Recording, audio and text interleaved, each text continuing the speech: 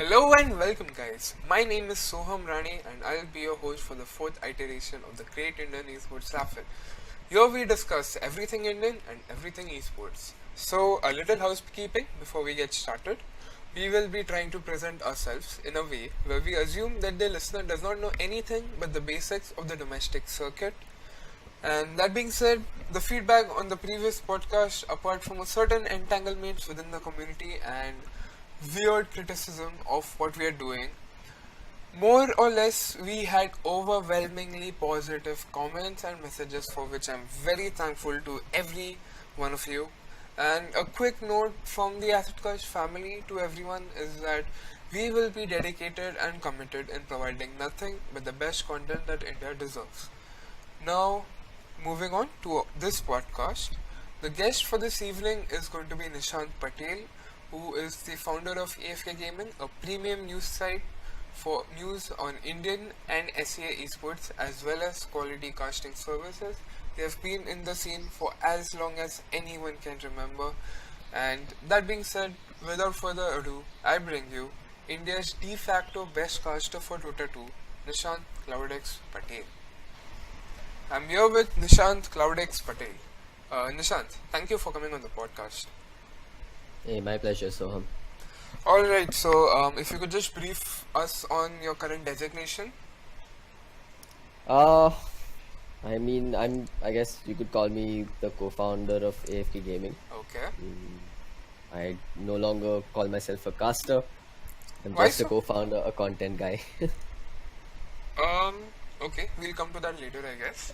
So, what's been occupying your time lately?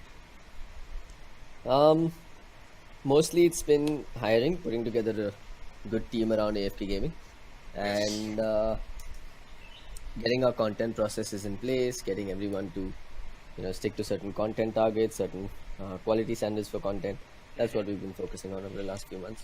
Getting on the calls in the machine, right? As I'd see it. Yep. Pretty much. Alright, so a quick brief on the view on how we shall go ahead. So the first half will be us discussing various topics and questions on the Indian esports community, where I extract Nishant's opinions on all of them, and then we shall approach his exciting life and times inside Indian esports in the second half. So beginning with the first news for the day, it has to be the giant leap taken by AFK Gaming as an organization. So if you could just put it in a few lines, what is it, what are the technicalities that have changed as an organization for AFK Gaming now? I'm sure you're referring to the investment news. Yep, We exactly. basically raised a pre-series round. Our investors are Nodwin, Smash, and three angel investors. Okay. The entire purpose of this fundraise was, it's not like cashing out, sort of making money out of what we've done so far. It's essentially to help us fuel our growth a little faster. Many people that have been following AFK for a while now will know that we started off as basically one guy in a bedroom who then found another friend who joined that bedroom for a month, and then Okay. that's basically where AFK came from. What we're doing now is, so over the last few years, we managed to find a way to make it sustainable, managed to make some revenues, and managed to turn ourselves into a B2B company. This fundraise is essentially to bring us back on track as a B2C company I and help see. us grow in that direction. Okay. So now that being said, a few questions on that. What is it that we shall be seeing changing from AFK Gaming in terms of quality and the quantity of the content and additions to the entire company from where it is now? What are the concrete changes that we shall see? A lot of the changes post this fundraise will be internal, but of course Okay. there'll be a lot of good stuff at the end of it as well. So initially, well, at least right now, we're a team of about 6 of us full time, and then another 5 people that are on freelance/intern basis. What we're trying to do is, by the end of about 12 to 15 months, we're looking to scale that up to about 18 full time people. This will Okay. be across devs, across content creators, all sorts of roles. Um, what you'll be able to see as a viewer is obviously an improvement in the quality of content, and without saying too much, we'll also be expanding both horizontally and vertically. So across game titles and across geographies. Okay, that just brings me on to the next question. Regarding moving on, will AFK Gaming now touch boundaries above CS and Dota 2, or will the quantity still be within this periphery of what we see in traditional Indian esports? Yes, we will be going beyond CS and Dota as well. And we'll also be doing more within CS and Dota. So, I Okay. mean, we're essentially trying to shrug off the whole, Indian esports persona that we have. We're essentially trying to go beyond the Indian borders as well now, Okay. while still being an Indian esports company. I believe the idea of AFK Gaming as an Indian SC hub has been for quite a while though, right? Yes, it has, but it's not as, As how would I prominent say as this? you would want it to be. Exactly. I mean, we've not been able to do justice to the ideas in our head. Okay. That's the best way. Okay. Yeah, that's a good way to put it.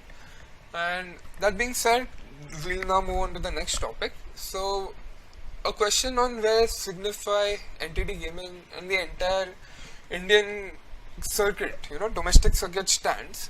What I have observed is that we have progressively seen a very tiny number of organizations resulting over a long course of time from the head days where there was lesser prize money, but a lot of teams had the potential to come first, second, third. There was a tussle between 8 or 9 teams at one point around 2014 or 2015. Why is it that we just have two brands now who have complete hegemony, and that also now it will be one with Signify, most probably. So the question is, do you consider this a healthy progression for the state of the domestic circuit, and why is it or why not? Um, I think there's pros and cons to it. Okay. The pros are, as I guess, as the scene matures and as the industry around the Indian esports matures, we've kind of hit a phase of consolidation, right? Where a few people that have the financial and management capabilities to run a team essentially snag up the top talent and try and build a professional organization around it, and that's a good thing. I think Yes, obviously. the Yeah. problem is, either we don't have enough organizations like this, or the other problem is that we don't have coaches that are guiding these players. So, for example, I definitely think Indian esports teams have gotten better ever since Signifies and Beyond Infinity / Entity took on the role of grooming talent in India. But Okay. at the same time, I don't think they improved nearly as fast as the rest of the world or even the rest of Asia for that matter. I mean, if you Yeah. remember, about 2 years ago, I think this It was was when BI BI. who went till the last of the SCA tournament, Yeah, right? exactly. Right. So For BI the made it to international, I regional believe, right? qualifier. Yeah, was it Okay. TI? Was it? Yeah, I No, think I it was think the it was ESL one TISCA Open Manila. qualifiers where they went till the end but lost to TNC. No, they lost to TNC at the TI Open quals, but then they made it to the regional quals for ESL one Manila, if my memory is Okay, I do serving not me remember correctly. that. Okay. But then after BI making it to the regional finals, the only other time that happened was now when Signify made it with their old roster. So it doesn't feel like we've really gone that much further ahead. Okay, that's a good way to put it. However, given that esports is basically like it generates its revenue from its audience, somewhere a stalemate between the quality of Indian Dota, wouldn't that be viewed as problematic? It would indeed, and I think that's a problem that most of the Dota tournament organizers are trying to tackle today. Okay. When you try and draw a comparison between Indian Dota and Indian Counter Strike, Counter Strike has at least 5 to 6 prominent teams that have fans Yeah. behind them and that tune in to watch their matches. But with Dota, people are tired of just watching one good team or one relatively good team slaughtering an average team over and over again. And Exactly. Yeah. one way to fix this, and one solution that a lot of tournament organizers are now dabbling with, is, can India become a hub for Indian esports, for Southeast Asian esports tournaments, as opposed to having Indian teams go out there and make a name in Southeast Asia? That's an interesting perspective. Hopefully, we see more of that. I mean, I personally am intrigued given that idea. Anyways, the next one. So, an esports circuit, as we see it, involves many aspects other than teams and organizers. The question is the meager content creation surrounding the Indian scene simply a result of us being in a stage of infancy for the last 6 years, not being able to mature probably into a full-fledged, domestic circuit, or and the way I see it is that this case is endemic to India given a lack of push towards creativity which is only slowly changing.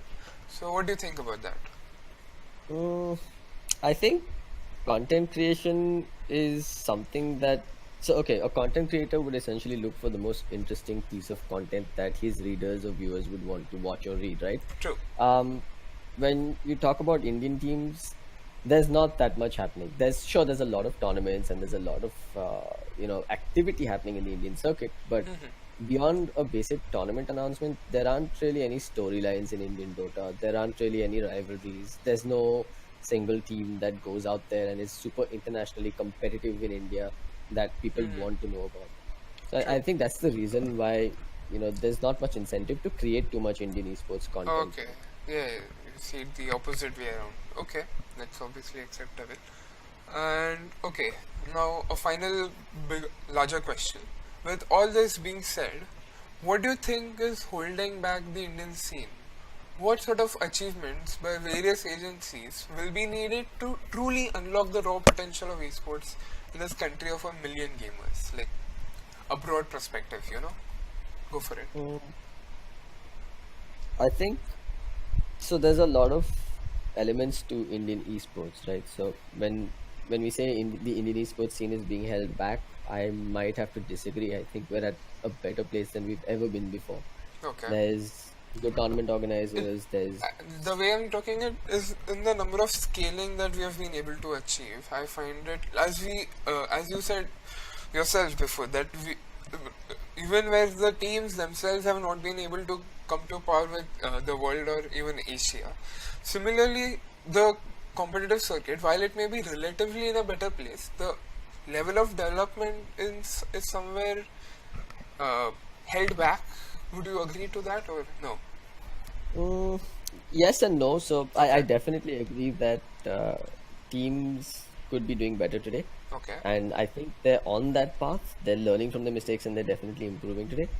I think tournaments every single year is bigger than the last, right? So I definitely count that as growth, and it's bigger by a fairly large margin. I know Okay. prize pool is not a really good indicator of this, but 2016 had like 70 lakhs of prize pool, 2017 had about 2 crore of prize pool, and now 2018 already has over 2 crore announced, and we're barely in March.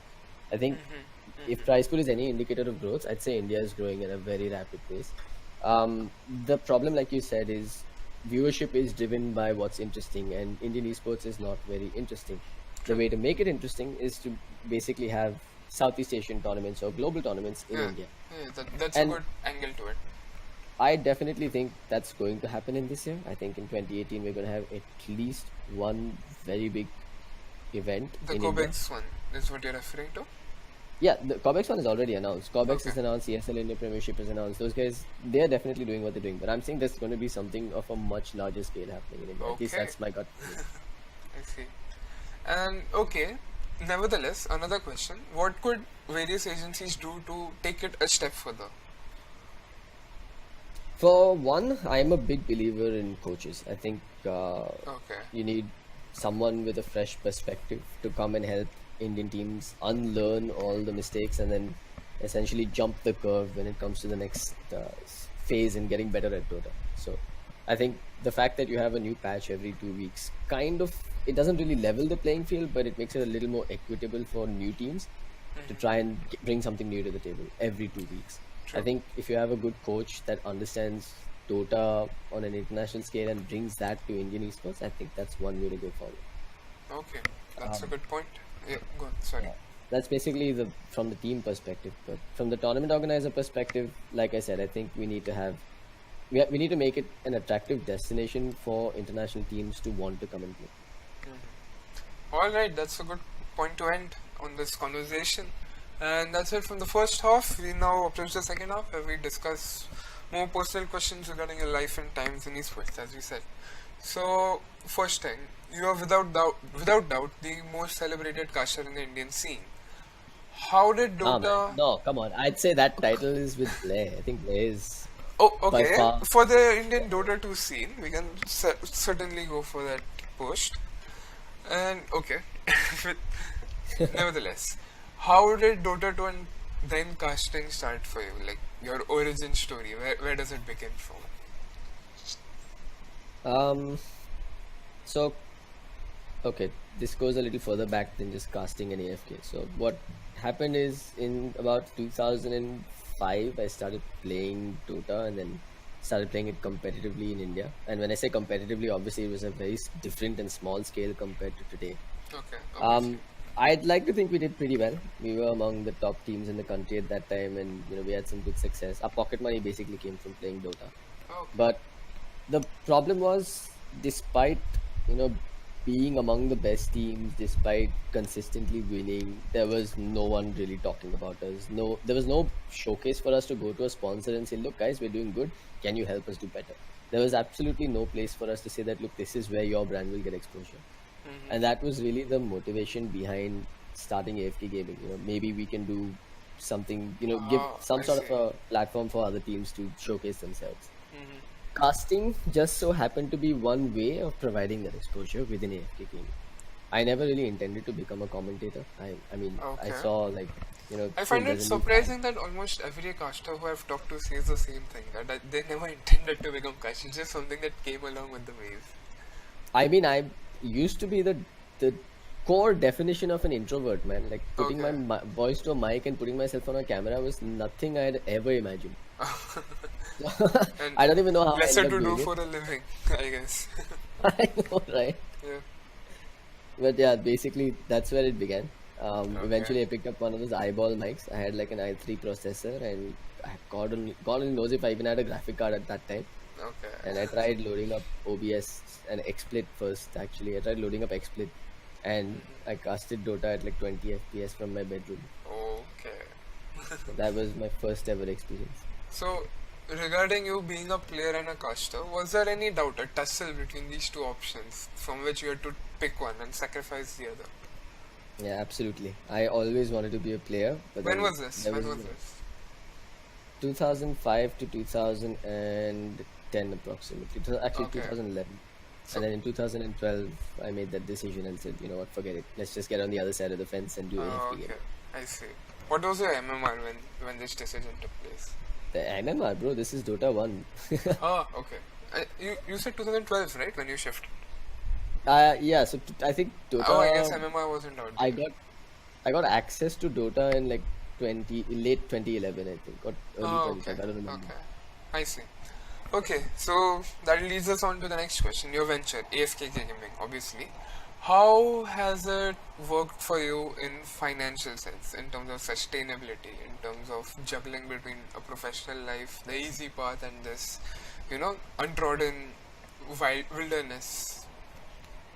Mm, it's, I mean, I don't want to bore you with the details of Yeah, the just a struggle and quick all that, overview. but yeah, it's not been easy to say the least. Obviously. It's a lot of people think that oh, AFK is this big company and oh, they make money and oh, they got investment, but that's not the reality of it. Yeah, sure, we make a little bit of money, but something that many people don't know is I didn't draw a salary for like a good 3.5 years from AFK, Oh, so from and its a lot of inception, you're saying.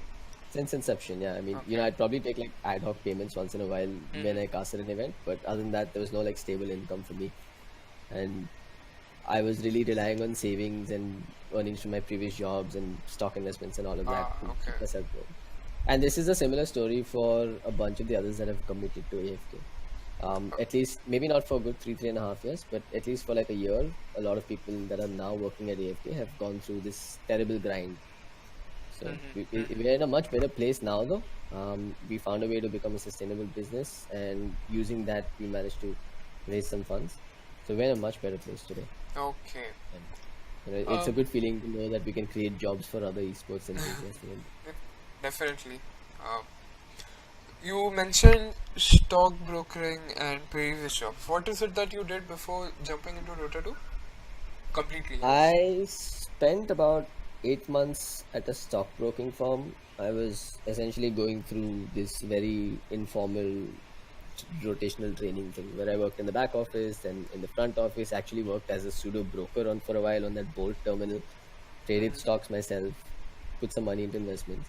Then using that experience, I got a job at a credit rating agency in the industrial research wing. So Okay. Care Ratings, I don't know if you've heard of it. I worked over there for about 6 months, and from there I moved on to AFK Gaming. Okay. So that brings us to the conclusion over the second half. Given this new news and as your brand, certainly which has seen the entire face of modern Dota 20 for competition in India, where is it that you see AFK Gaming in a matter of 2 years, Like your vision, your goal for this baby of yours. Our vision, our motivation to do this has always been to create great esports content. That's awesome. Yep. That vision still stays the same. We're a lot better equipped to do it today. In 2 years, I'd like to think, we are the de facto portal for Asian esports content. At least Okay. that's an ambition that we have. And that being said, since you spoke about quality content, what and how do you see AFK Gaming changing the face or facilitating the growth of Indian esports? Like, what role is this company of yours going to play? So, okay, forgive me if this goes on a bit of a tangent, but Okay, no problem. what we have is, so I personally believe there are two ways to look at this, right? There's a pull approach and a push approach. Okay. The push approach is, an Indian esports team gets really good, goes out there, competes, does well, and international eyeballs then turn towards India. The Okay. pull approach is India turns into a destination that spawns great tournaments, great esports companies, great esports content. And because of India being such an attractive destination, international money, personalities, etc., start coming in here. Okay. And I guess that's that from the second half. So, in final thoughts, as we conclude, what is your advice to young budding content creators and then casters who are looking to jump into this huge, what I can say, tide that is going to carry Indian esports in 2018? Hello. Yeah.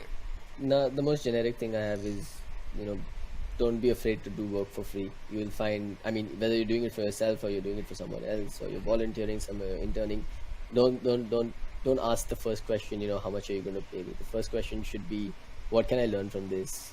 Can I build a portfolio out of this? Because Yeah, that's today, very important. I think many people miss the aspect of the portfolio being something that has not always come from money brought positions. Like it's exactly. yeah. Like if, So for example, if you want to hire a video editor today, and not just for AFK, let's say ASidCast wanted to pick up okay. a video editor today, and if you wanted to hire either a guy from Mac that's basically got no esports exposure, and then another guy that's learned on his own and has some esports exposure, you'd obviously pick the guy that's gone out of his way to learn a bit by himself and do some free work by himself to build that esports portfolio. Yeah. So I definitely say if you're a content creator, caster, whatever, don't hesitate. Pick up a mic, open some softwares, get some work done, make a portfolio for yourself. And don't think of us as like from ASidCast and AFK Gaming trying to lure any newcomer into the scene. This, I believe, is honest advice from both of us. Yeah, of course.